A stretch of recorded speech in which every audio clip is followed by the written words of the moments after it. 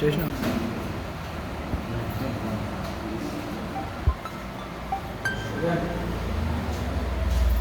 Hello ఏడా సరే ఏడు విద్యార్థుల ఉజ్వల భవిష్యత్తు కోసం భారతీయ జనతా పార్టీ గత కొద్ది రోజులుగా పోరాటం చేస్తూనే ఉంది. ప్రజలందరికీ కూడా ఇది తెలుసు. గౌరవనీయులు నిజామాబాద్ పార్లమెంట్ సభ్యులు అరవింద్ అన్న గారు పిల్లల భవిష్యత్తు కోసం కష్టపడి జగిత్యాల జిల్లాకు తీసుకొచ్చినటువంటి నవోదయ పాఠశాల ఏదైతే ఉందో అది సక్సెస్ఫుల్గా రన్ అవుతుంది. 2వ సంవత్సరం స్టార్ట్ అవుతుంది.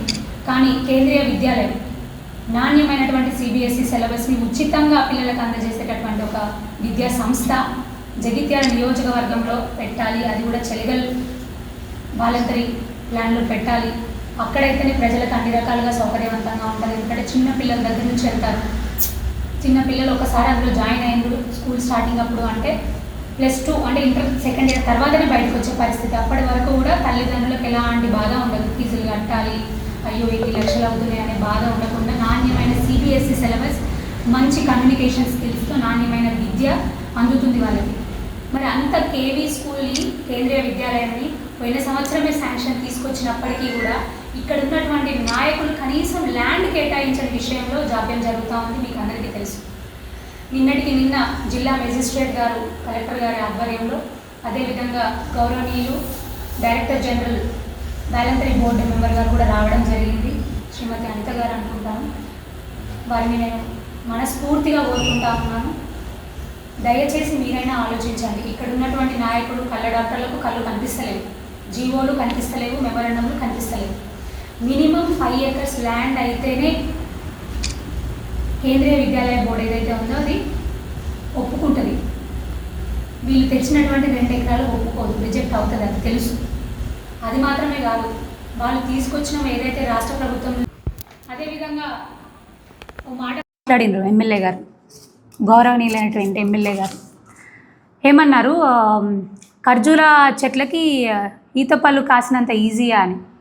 డెఫినెట్గా బిల్లుల కోసం దొంగరాత్రి పోయి కండువా కప్పుకున్నంత ఈజీ మాత్రం కాదు.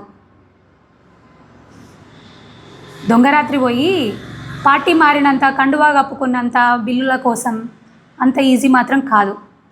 అసలు ఉద్దేశం ప్రజలందరికీ తెలియజేయాలి దీని వెనకాల ఉన్నది. నన్ను ఎల్లగొట్టింది దానికోసమే కదా, దాని గురించే కదా. పార్టీలలో నుంచి నా ఇచ్చి నేను పొమ్మని లేక పొగబెట్టి అసలు ఏ రోజైనా నన్ను సక్రమంగా పనిచేయనిచ్చిందా? ఇదంతా చెట్ల రాద్ధాంతం నడుస్తుంది కదా. అసలు కథ ప్రజలు గమనించాలి. చెట్ల కోసమో ఈతపళ్ళ కోసమో వీటి కోసమో కాదు జరిగేదంతా. వాటి కింద ఉన్న డివైడర్ల కోసం జరుగుతుంది. డివైడర్లు ఎప్పుడైతే నేను చైర్మన్గా ఉన్నప్పుడు కడతామని ప్రపోజల్ పెట్టినామే అప్పుడే లొల్లి స్టార్ట్ అయింది. చాలా ప్రెస్ మీట్లలో నేను ఇది చెప్పినాను ప్రజలందరికీ కూడా. ఇప్పుడు కూడా ఆ గొడవ ఈ గొడవ నానా రాద్ధాంతం చేసి అవి తొలగించి వాళ్ళ స్నేహితుల కోసం డివైడర్ని ఇంకో 10 ఫీట్లు జరగాలనేటటువంటి ఒప్పందం జరుగుతుంది. కుట్ర జరుగుతుంది. అదే జరుగుతుందేమో మరి. ఎందుకంటే మేము వద్దనంగా కట్టినాం కదా, అప్పుడు గొడవ అయింది, కొట్లాటలు అయినాయి. మాకున్న ఎమ్మెల్యే గారికి ప్రజలకు సౌకర్యవంతంగా ఉండాలని 50 రోడ్డు మెయిన్ అని డివైడర్ కట్టినాం మంచిగా. అప్పుడే గొడవ జరిగింది.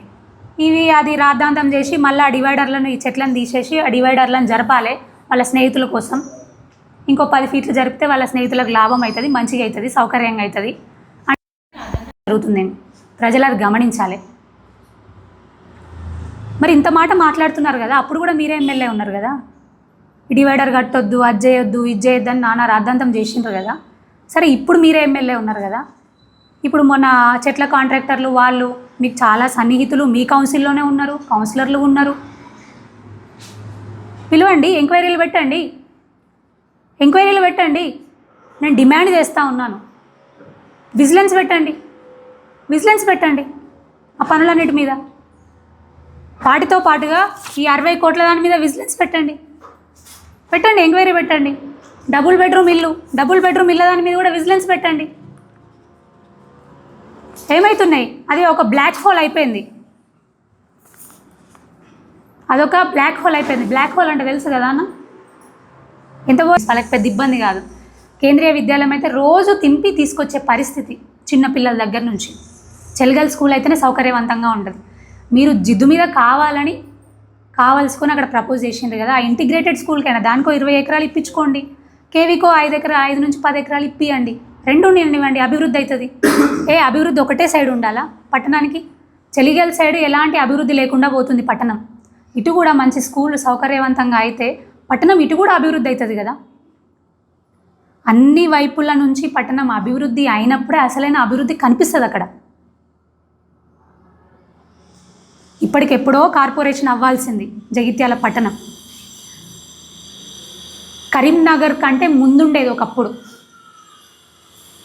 కానీ ఇప్పుడు కరీంనగర్ స్మార్ట్ సిటీ అయిపోయింది. జగిత్యాల ఇలానే వెనుకబడిపోయింది. గతంలో ఉన్నటువంటి నాయకులున్న తప్పిదమా, ఇప్పుడు 10-15 సంవత్సరాల నుంచి అధికారికంగా అనధికారికంగా పాలిస్తున్నటువంటి నాయకుల తప్పిదమా? ఏదైనా కానివ్వండి, నష్టపోయింది ప్రజలు, నష్టపోయింది పట్టణం. ఇప్పటికైనా మీకు అధికారం ఉంది, చిత్తశుద్ధితోని పనిచేయండి. కన్న తల్లి ప్రేమ చూపించండి, సవతి తల్లి ప్రేమ కాదు. ఇప్పటికైనా అక్కడ ఒక 5 ఎకరాల ల్యాండ్ ఇప్పిస్తే కేవీకి టెంపరీ బిల్డింగ్లో క్లాసెస్ స్టార్ట్ అవుతాయి. అది కూడా చేత కాదంటారా? ఒప్పుకోండి, నాకు చేత కాదు, నేను నా పర్సనల్ బిల్లుల కోసమే, నా సొంత బిల్లుల కోసం నేను పార్టీ మారిన, దొంగరాత్రి పోయి నా గవర్నమెంట్ దగ్గర డబ్బులు లేవు, నా గవర్నమెంట్ దివాలా తీసిందని మీరు చెప్పుండ్రి. రాష్ట్ర ప్రభుత్వం దగ్గర డబ్బులు లేవు, రాష్ట్ర ప్రభుత్వం దివాలా తీసింది, రాష్ట్ర ప్రభుత్వం డబ్బులు ఇవ్వలేని పరిస్థితులలో ఉంది, మీరు కూడా ఒక చేతగాని ఎమ్మెల్యేగా ఉన్నారు అని ఇయ్యుండ్రి, మేమన్నా చందాలు వేసుకొని ఆడ మరి జాగా తీసుకుంటాం. మాట్లాడినారు కదా మీరు.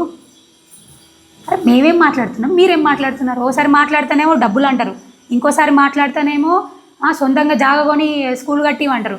మరి మీరు ఎందుకున్నారు? గాజులు వేసుకొని ఉన్నారా? అధికారంలో ఉండి ఎందుకున్నారు? అభివృద్ధి కోసం, ప్రజల కోసమే నేను పార్టీ మారినని చెప్పుకుంటున్నారు కదా, ఎందుకున్నారు? ఇప్పటికైనా బుద్ధి తెచ్చుకోండి, ఇప్పటికైనా కళ్ళు తెరుచుకోండి.